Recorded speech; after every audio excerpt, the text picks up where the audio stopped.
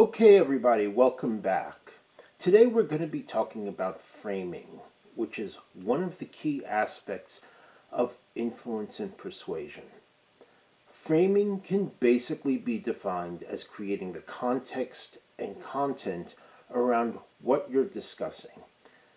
If you can think of your interactions with other people as a game, you're the one creating the rules of that game. When you're interacting with other people, generally there's a bit of a clash between you and the other people about what the content and context of the discussion is. And this can be affected by status, as in a boss-employee interaction, or an interaction between an expert, such as a doctor or a lawyer and a client, or by the dynamics of a relationship in a dating situation. That said, the person who sets the frame has a huge advantage in persuading the person or people he or she is speaking to. While I've always stressed this to my students, a very good friend of mine brought something to my attention that made me think about framing in a more expanded way. And this is in the area of paraphrasing and active listening. I was first introduced to paraphrasing and active listening in high school, where it was being taught as a technique for job interviewing. At the time, we were told to rephrase what the other person was saying in order to create rapport and to show that you're listening. Unfortunately, the way they taught it and the way some people still teach it is really actually insulting to the other person. So some examples of this are, so what you're really saying is, or what you mean is, which really implies that the other person doesn't know what he or she is saying. So basically, my advice has always been to stay away from it.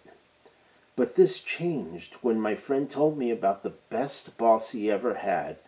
And one of the things that his boss would use is paraphrasing, just not the standard way that many people teach. He said that his boss would say something along the lines of, "Let me say this back in my own words, just to make sure I understand." Now, think about how this statement frames everything that comes after it.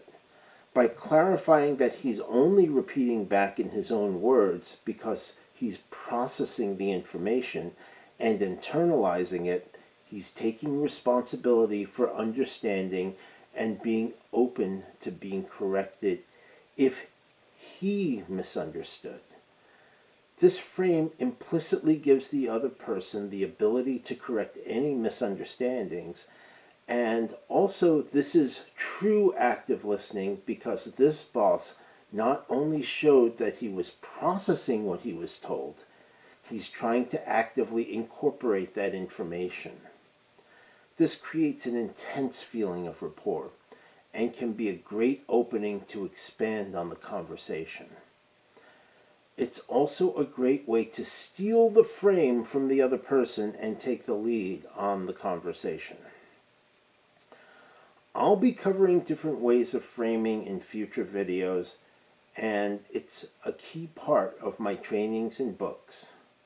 Speaking of books, I'm getting towards finishing the rewrites for the new book that's coming out, so stay tuned for more information on influential rapport. For more information on coaching programs, sales programs, or learning NLP and hypnosis, go to https J, the letter J, the letter C, the number 2, consulting.com, and there'll be notes below. And for a free copy of NLP for the World featuring 31 of the top NLP trainers in English or Spanish, please go to jc2consulting.com/free resources. I'm honored to have been part of that project as well. As a companion resource, I have a free audio program from my contribution to the book as well on the site. So thanks very much, and I look forward to catching you in the next video. Upcoming videos will feature a lot more on influence and persuasion techniques. We're going to start off first with some videos on the 5 keys to hypnotic selling.